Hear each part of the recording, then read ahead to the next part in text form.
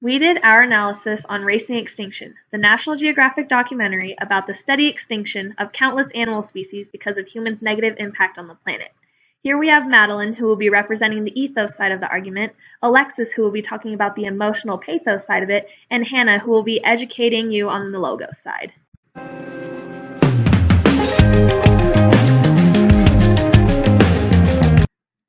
So, let's begin with ethos. Hi, I'm Madeline. The documentary in question, Racing Extinction, was quick to utilize several expert opinions on the concept of animal extinction. There are varying opinions on the matter of extinction, and certain people feel more strongly about the concept than others. Therefore, giving factual expert testimony to the issue lends a credibility and the believability of the situation. Men and women who profess in the study of extinction offer up their opinions on how it happened, or, more directly, how humans are responsible for it. The statement of humans are responsible for extinction is one that has been declared for years, and the audience, who is likely to be familiar with this statement but unfamiliar with its credibility, could very well be tired of hearing it. But in the documentary, the concept of humans being responsible for the extinction of numerous animal species is being declared by professionals on the matter rather than on a cardboard sign waved by environmentalists at a protest. Therefore, the audience is more likely to take the issue seriously if it is being declared through expert testimony. These said experts refer to several relevant issues that are related to extinction. For example, the mass slaughter of sharks for shark fin soup, and the fact that the world's last member of a certain frog species lives in captivity, unable to breed with a mate. The experts take an in-depth look at these situations, including why people continue to hunt animals to extinction. They interview another type of subject that lends as much credibility as they do, that is to say, the people who hunt these animals. The experts speak to shark and stingray hunters who have trapped them for years and offer up their own reasons as to why they hunt. They aren't qualified to do anything else and wouldn't be able to support their families if they didn't hurt the animals. In this way, we are getting two types of expert testimony, from the people who are against the poaching and extinction of animals, and from the people whose families depend on their poaching. This sets up a more nuanced message and clarifies to the audience what the creators of the documentary are going for. Not that humans are terrible for the hunting of animals or even for extinction, but that we must find a way to regulate this hunting to prevent extinction. The documentary in question, Racing Extinction, is filled with a variety of emotions. The use of graphic photos of harmed and dead animals evokes a morose feeling of how most of our food ends up on our plates. The justification of these images is to spread awareness to mostly meat eaters that they are the cause of our dying planet. The use of these images also gives feelings of guilt to those who participate in the eating of these endangered animals. The structure of this film is affected by the images because the film is all about the images and what they mean to the planet. The film is made to spread awareness about how humans are endangering animals. The context of this film alone is enough to evoke sadness among a generation of baby boomers watching the film on how they have damaged the planet beyond repair.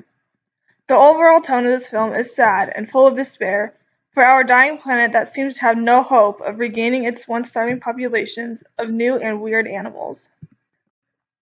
Throughout the film, there are many instances of factual evidence being put to use in order to further the argument that the planet is dying and it's all because of humans. Statistics like the amount of carbon dioxide being put out into the environment every day is apparent many times through the film during the discussion of our atmosphere becoming more and more hazardous to our health and the health of basically everything living on the planet. The purpose of this evidence is to make the argument more believable to the audience watching, especially those who say climate change is not a real thing, because the scientific evidence is real and cannot be disputed. 9 out of 10 scientists agree that climate change is a big issue and that could mean the destruction of everything we've ever known. That 10th scientist, a privately paid and employed scientist for the company Petrol, aka a huge contributor to the fossil fuel emissions. The fact is, this scientist's background is stated in the film in order to disprove any rumors that it couldn't be real. The scientist is paid to make the terrible deeds seem minor and keep the company in a constant state of profit. Whether what the company says is truth or not, the scientific community disagrees with them 90% of the time because all their information is used for the sole purpose of profit. The use of evidence has the purpose of convincing anyone who is on the fence about climate change that it is real, and maybe even convert non-believers like government officials that climate change is real and a serious issue.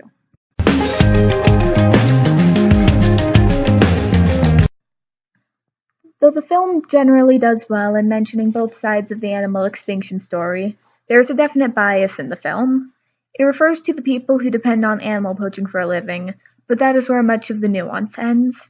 It's obvious from the first minute of the film what the message is: that animals are going extinct, humans are responsible, and measures must be taken to prevent further extinction. Therefore, the film largely condemns the people who, even inadvertently, have contributed to extinction. It has the right to do this considering what the message of the documentary is, but does not delve into any other reasons as to why extinction has occurred.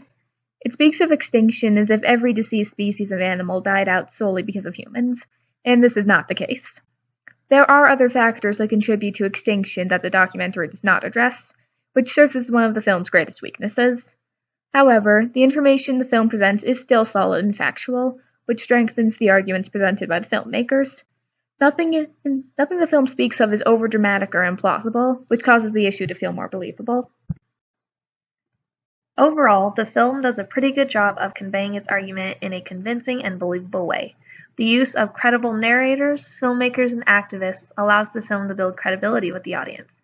The use of extremely sad context and pictures make the audience feel depressed and somewhat guilty about what they are doing to the planet. And the use of factual, real evidence from real scientists and statistical research backs up the argument, giving it the strength to convince the audience that humans are responsible for extinction because of our careless actions.